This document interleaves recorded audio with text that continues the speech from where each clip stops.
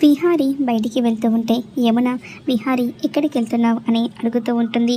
ఇక నేను ముంబైకి వెళ్తున్నాను అని విహారి చెప్పేసరికి అందరూ కూడా షాక్ అవుతూ ఉంటారు. సహస్ర, పద్మాక్షి కూడా హాల్లోకి వస్తూ ఉంటారు. ముంబైకా ఎందుకు ఇప్పుడు అని అందరూ కూడా అనుమానంగా అడుగుతూ ఉంటే, మన డబ్బులు కొట్టేస్తుంది ఎవరో తెలుసుకోవడానికి అని విహారి చెప్తూ ఉంటే, ఇక్కడ డబ్బులు పోతే ముంబైకి వెళ్ళి ఏం చేస్తావు బావా అని సహస్ర అడుగుతూ ఉంటుంది. మన బ్యాంకు సర్వర్లకు సంబంధించినవన్నీ కూడా ముంబైలోనే ఉన్నాయి. ఇక్కడ మనకి ఎవరు హ్యాక్ చేసి కొట్టేశారో డీటెయిల్స్ తెలియకపోవచ్చు, కానీ ముంబై వెళ్తే ఆ సర్వర్లో చెక్ చేస్తే మన డబ్బులు కొట్టేసిన వాళ్ళు ఎవరో తెలిసిపోతుంది, అందుకే వెళ్తున్నాను అని విహారీ చెప్పేసరికి ఆ మాటలు విన్న అంబిక, సహస్ర షాక్ అయిపోతూ ఉంటారు. ఇక అంబిక ఇప్పుడు ఎలాగా మా గురించి తెలిసిపోతుందా ఏంటి అని టెన్షన్ పడిపోతూ ఉంటుంది. ఇక విహారీ ముంబైకి వెళ్ళిపోతూ ఉంటాడు.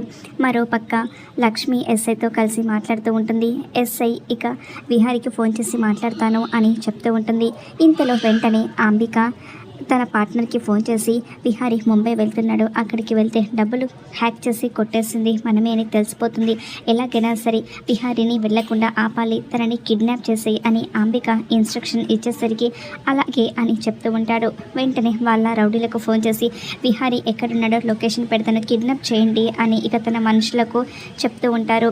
అంబిక విహారీని కిడ్నాప్ చేయించే పనిలో పడుతుంది. ఇక ఎస్ఐ విహారీకి ఫోన్ చేస్తూ ఉంటే విహారీ ఫోన్ కలవదు. ఇక అది విన్న లక్ష్మి కంగారు పడిపోతూ ఉంటుంది. మరి అంబిక విహారీని కిడ్నాప్ చేయిస్తుందా, లక్ష్మి కాపాడుతుందా, ఏం జరుగుతుందో చూద్దాం.